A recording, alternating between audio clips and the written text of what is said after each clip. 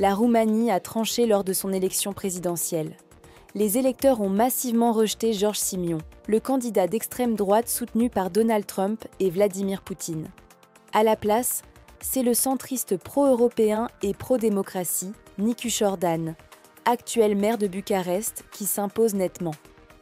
Avec 95% des bulletins dépouillés, Nicușor Dan récolte 54% des voix contre 45% pour Simion.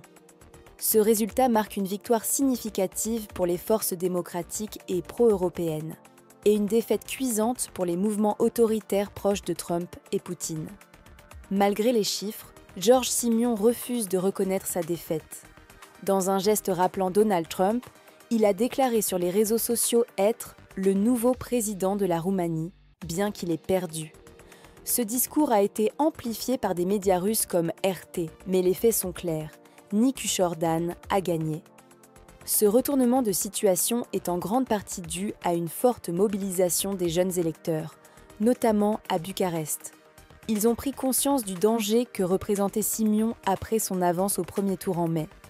En réponse, ils se sont rendus massivement aux urnes, provoquant un taux de participation inattendu. George Simion s'est présenté comme le Trump roumain ou le MAGA local, prônant des positions nationalistes et pro-russes. Son parti, l'OR, critique l'aide militaire à l'Ukraine et véhicule des discours populistes extrêmes. Des soupçons de fraude ont été agités de son côté, affirmant que des électeurs décédés figuraient toujours sur les listes. En contraste, Nicușor Dan incarne un profil modéré, anti-corruption, et tourné vers l'Union européenne.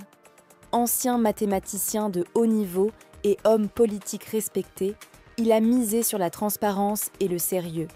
Sa victoire reflète un rejet clair de l'extrême droite, du complotisme et de l'influence russe.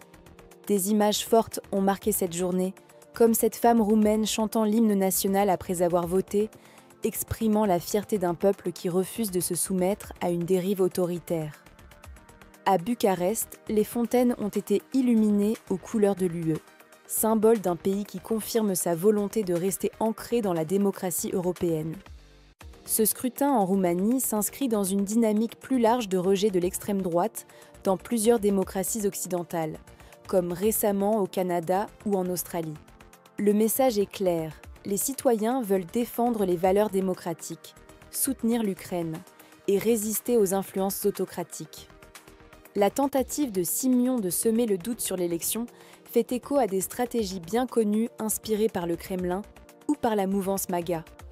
Mais les Roumains semblent déterminés à ne pas céder à ces manœuvres. C'est un moment décisif pour la Roumanie, pour l'Europe et pour la démocratie.